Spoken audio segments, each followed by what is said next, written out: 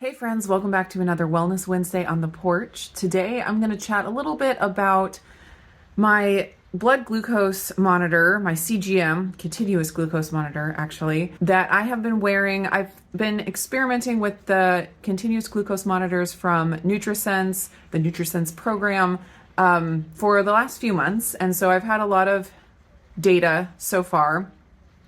And I've been doing some experimenting over, the last few months where I've had the glucose monitor on. And it's really interesting to see kind of how my body responds to different things.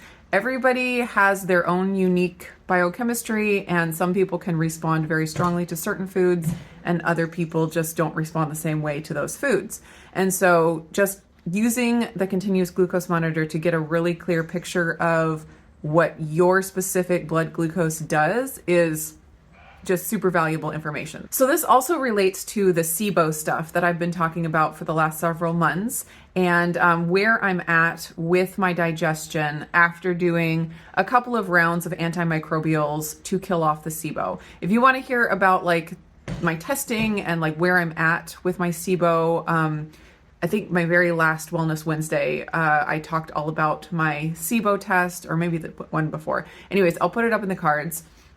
But basically, I have been, just over the last couple of weeks, I've really noticed it.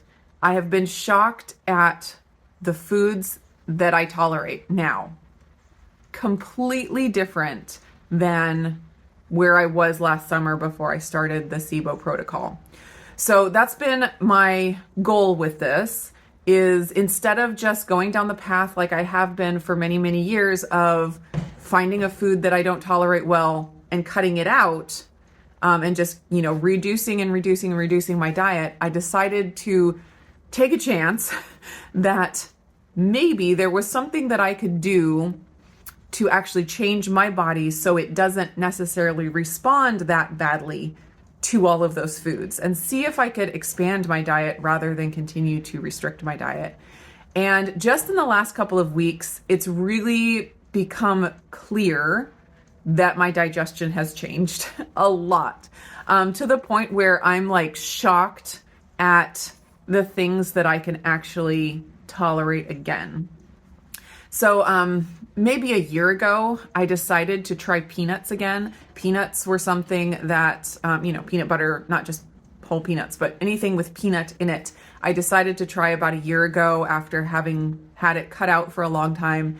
And I had crippling digestive pain from having peanuts. I was mixing some peanut flour into my yogurt, and I had like the organic stuff, like as high quality pretty much, I think, as you can get on peanuts, and I did not tolerate them at all.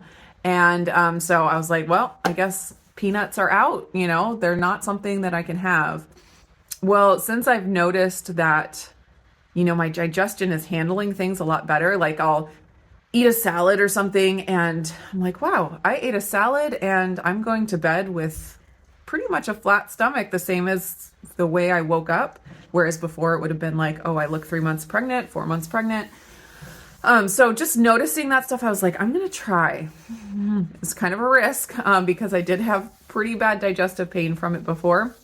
So I tried a few different things. I tried one of the Perfect Keto peanut Nola bars one day. No issue whatsoever. Totally shocked about that. I got brave enough. I had never ordered Perfect Keto's peanut butter collagen or peanut butter MCT oil powder because it has peanut flour in it. It's actually flavored with peanuts. And so I never ordered it because I didn't think I'd be able to tolerate it. I got brave enough on the last sale to order some peanut butter collagen. I mixed that into my yogurt. It was so delicious and so wonderful. And again, tolerated it like a dream. I was shocked.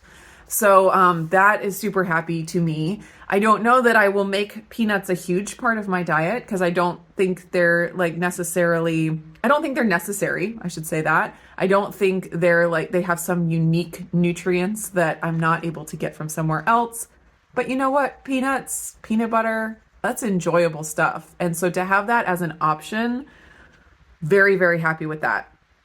And as far as my glucose response, no issues with those things. So that was no problem there. I decided also, since I was tolerating things so well, and since peanuts are a legume, I decided to actually try beans. And I know beans are not keto. Beans have carbs, they have starch.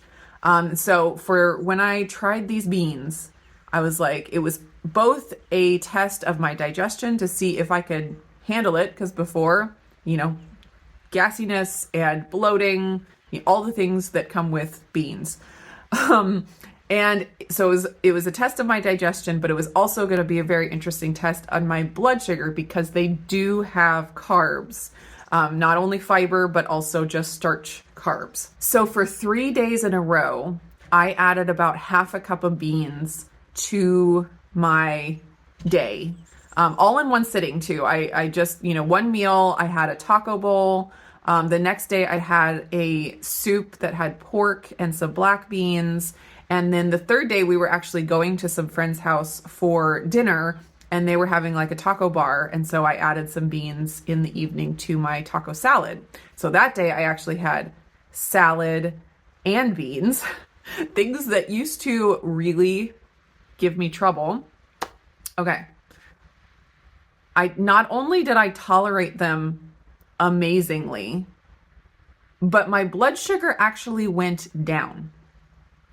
My blood sugar usually runs in the 80s, and on the days that I ate beans, my average blood sugar for the day, I'll have to go back and look, I don't remember exactly, but they were in the 70s.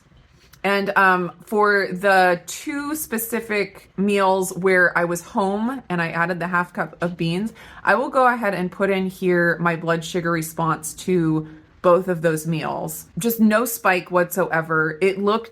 My blood sugar response looked exactly the same as if I'd eaten a ribeye steak. So I was really happy with that. Again, I don't think that beans are going to become a big part of my diet, but to know that I can tolerate them and that my digestion is handling them, and then if we're out, having dinner at someone's house and they serve chili, it's like I don't have to be the weird one that's like, oh, I can't eat that. So it would be interesting to know what my blood sugar response was to beans before I was working on my SIBO, because it could be that as far as blood sugar goes, I was able to tolerate eating beans all this time. Who knows? But of course, it wouldn't have been pleasant to test that out before I worked on my SIBO, because I would have been in pain if I had done that. I will be continuing to experiment. I'm not planning to go off keto. If anyone's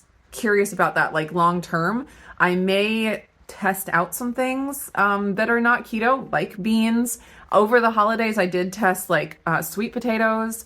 That definitely gave me a higher blood sugar response than the beans. So I may test out some things like that, but I'm more curious to start testing out things like salad and vegetables, things that I kind of just felt like I enjoyed, but it wasn't worth it because of the digestive pain that I would have afterwards.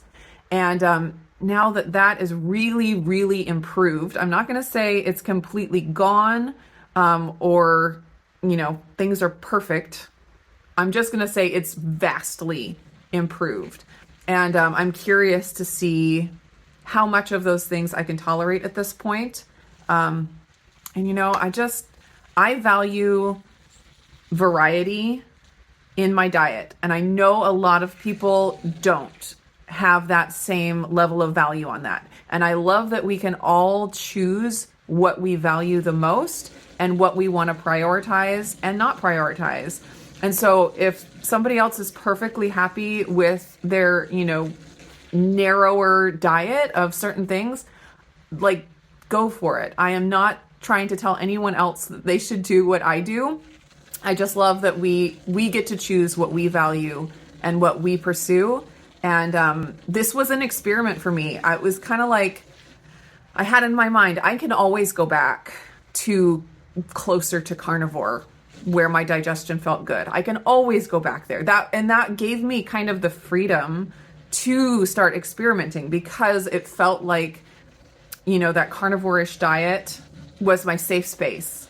I didn't have to feel like I was going to my body was going to be going out of control, where I couldn't handle it, or I was going to do too much damage or something like that. I could always go back if I felt bad. So it's kind of an experiment, and so far I'm very, very happy with the results. My health is not perfect. I still am working on things, and even as I realize that I can tolerate digestively certain foods, I still have to weigh and go back and forth about if it's healthy for, the rest of me long term. So it's complicated. Like I've said before, carnivore is simple. Not that it's easy, but that it's simple. This approach that I'm taking is a lot more complicated, and I don't deny that for sure. But for me, it's worth it because of the things that I value, like entering in socially with food, having variety in my diet, getting pleasure from variety of food, that kind of thing. So thanks for hanging out with me on this Wellness Wednesday. I hope you guys are all doing great, and I will see you again in the next one.